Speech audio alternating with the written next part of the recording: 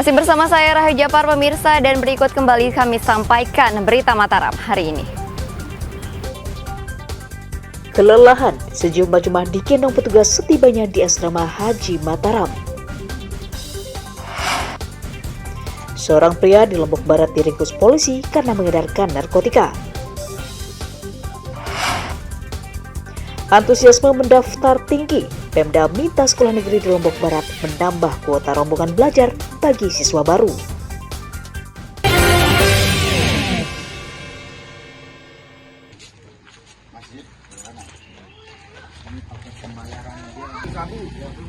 Pria berinisial LRS, 39 tahun, diringkus Satuan Reserse Narkoba Polres Lombok Barat karena mengedarkan narkotika di sejumlah wilayah.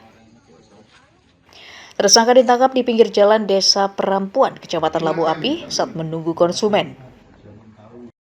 Polisi menyita barang bukti sabu-sabu 18,89 gram, ponsel dan sepeda motor sebagai barang bukti kejahatan. Penangkapan tersangka atas informasi masyarakat yang resah wilayahnya dijadikan tempat berjualan narkotika.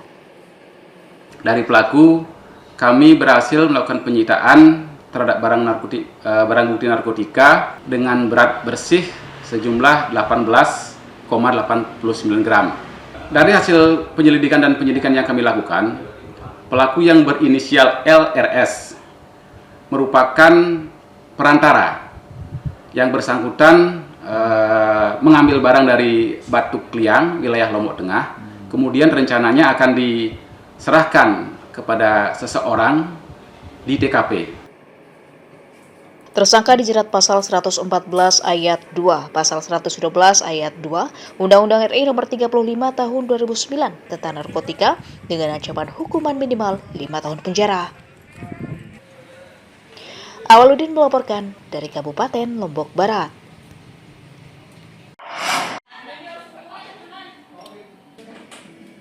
Pemuda berinisial MAA, 22 tahun, diringkus Unit Perlindungan Perempuan dan Anak Satuan Reserse Kriminal Polresta Mataram karena diduga berbuat asusila dan mengancam teman wanitanya. Tersangka ditangkap di rumahnya di lingkungan Dasan Agung Pelita atas laporan ayah korban. Polisi menyita ponsel dan pakaian korban sebagai barang bukti kejahatan.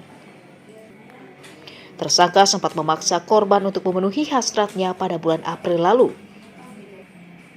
Untuk memuluskan niatnya kembali, tersangka mengancam akan menyebar foto mesranya bersama korban.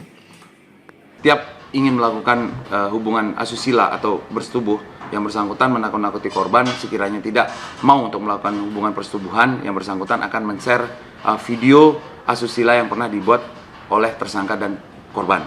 Alhasil karena korban sudah gerah atau sudah capek untuk berhubungan dengan pelaku sempat mengirimkan foto asusila tersebut ke kakak korban.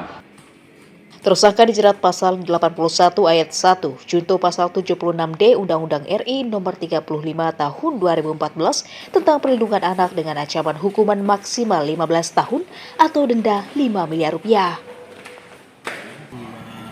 Awaludin melaporkan dari Kota Mataram.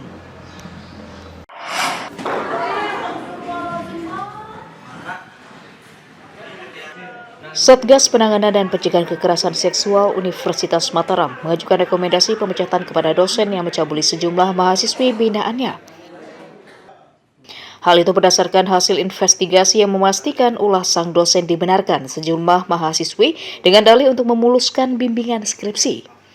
Tak hanya sanksi administrasi, Satgas juga mendesak agar Komite ASN memberhentikannya sebagai pegawai negeri secara tidak hormat.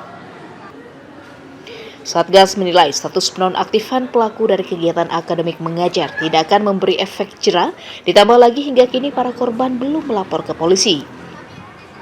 Ini proses administrasi yang ada di Satgas ya.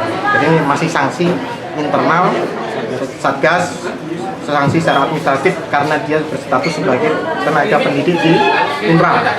Nah, proses hukumnya kami masih meminta korban untuk menyampaikan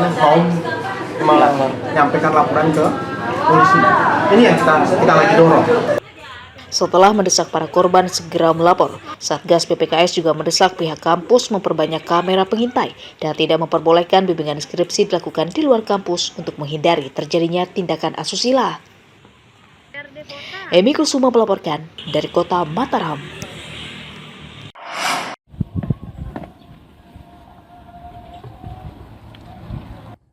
Puluhan petani di Desa Dasan Lekong, Kecamatan Sukamulia, Kabupaten Lombok Timur, mengeluhkan sulitnya mendapatkan pupuk subsidi sejak sebulan lalu. Hal itu terjadi di tengah isu pemerintah daerah telah menambah jatah distribusi pupuk subsidi dan sama sekali tidak dirasakan petani. Akibatnya petani harus membeli pupuk non-subsidi dengan harga 2 kali lipat, mulai Rp600 hingga Rp650.000 per kuintal. Mereka juga harus mengeluarkan biaya tambahan untuk transportasi hingga Rp1 juta jika membelinya dari luar daerah. Kalau ketersediaan pupuk ini sendiri ada, Pak? Nggak ada. Nggak ada ya? Belum ada pupuk. Oh iya. Terus di mana biasanya beli, Pak? Di koperasi sana. Di koperasi. Ya. Oh, kalau tidak ada di koperasi, Pak? Nggak ada. Orang-orang yang bawa-bawa udah. Oh, berarti harus beli di luar gitu, Pak ya? Tekong dah sini-sini. Merespons hal itu, Pemda mengimbau petani tetap memperhatikan pola tanam agar tidak menggunakan pupuk pada saat bersamaan hingga menyebabkan kelangkaan. Cuman realisasinya sampai saat ini memang masih kecil kan gitu ya. Masih kecil karena memang mungkin kemarin baru selesai penyusunan RDKK-nya, penginputan RDKK pupuknya. Ini insya Allah dalam waktu-waktu dekat ini mungkin akan realisasi, terutama yang tentu yang nanam padi dan jagung. Kalau untuk tembakau karena memang tidak disubsidi dengan pupuk subsidi, jadi ya harap bersabar gitu.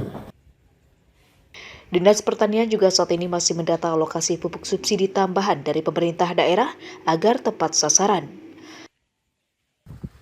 Muhtadun melaporkan dari Kabupaten Lombok Timur.